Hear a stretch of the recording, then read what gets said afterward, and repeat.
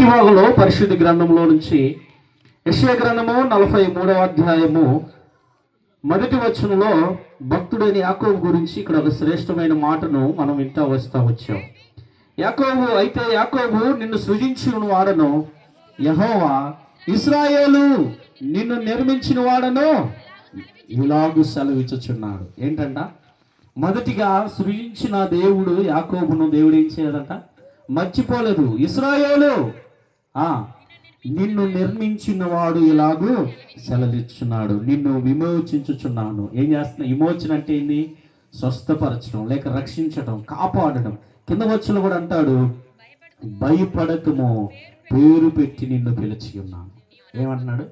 భయపడకము. ఈరోజు మన జీవితంలో కూడా దేవుడు మన కుటుంబంలో అనేక పర్యాయాలు, అనేకమైన ఆశ్చర్య కార్యాలు జరిగిస్తాడు. కానీ కొన్ని సందర్భాల్లో భయపడుతూ ఉంటాం.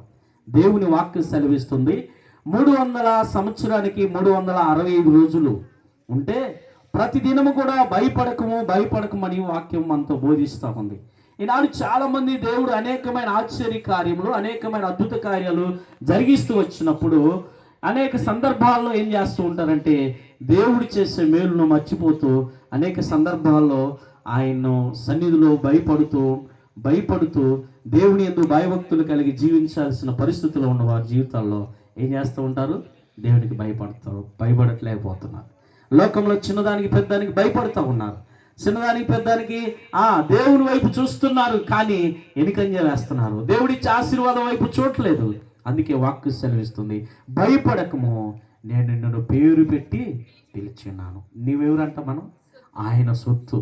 నిజంగా సురేష్ని చిన్నప్పటి నుంచి కూడా దేవుడు బలపరిచి ఆయన సొత్తుగా వాడుకున్నాడు. ఇంతవరకు కూడా చెప్పిన సాక్ష్యాలు చాలా గొప్పగా ఉంది. నిజంగా ఇంతగా సొత్తుగా మార్చబడడానికి కారణం ఏంటంటే సృజించిన దేవుడు మర్చిపోడు, సృజించిన దేవుడు విడిచిపెట్టడు, సృజించిన దేవుడు ఆయన ఎన్నడూ కూడా విడిచిపెట్టే దేవుడు కాదు. ఎంతవరకు మర్చిపోడైనా? ముదిమి వచ్చు వరకు కూడా విడిచిపెట్టేవాడు కాదు. ఆయన ఎత్తుకున్నవాడు. అయితే చూడుము, అరచేతుల్లో నేను నిన్ను చిక్కుకున్నాను, నేను నిన్ను విమోచించుచున్నాను. ఈరోజు మన జీవితంలో కూడా దేవుని వాక్కు సెలవిస్తుంది, మనం భయపడాల్సిన అవసరం లేదు. మనం సృజించిన దేవుడు మనల్ని ఏర్పాటు చేసుకుంటాడు, మనల్ని బలపరుస్తాడు, మనల్ని కాపాడుతాడు, మనకి కావలసిన సమస్తమును కూడా సమకూరుస్తాడు. అన్ని వేళల్లో బలపరచడమే కాదు, కానీ ఆయన నామమును మనం మహిమపరిచే వారు ఉన్నప్పుడు ఇంకా దేవుడు మన జీవితాల్లో ఉన్నత స్థితిలోనికి నడిపిస్తాడు. ఎక్కడో గోరెల దొడ్డిలో ఉన్న దావీదును దేవుడు సింహాసనం పైన కూర్చుని పెట్టడానికి సహాయకుడిగా ఉన్నాడు.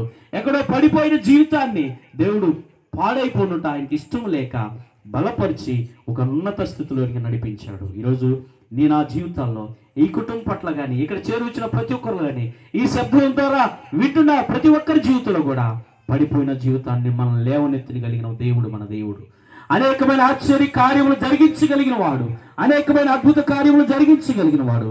ఈరోజు మన జీవితంలో కూడా ఆయన చేసిన మేలును కూడా దేనిని మర్చిపోక ఆయన్ను స్తుతించమని వాక్కు సెలవుతుంది.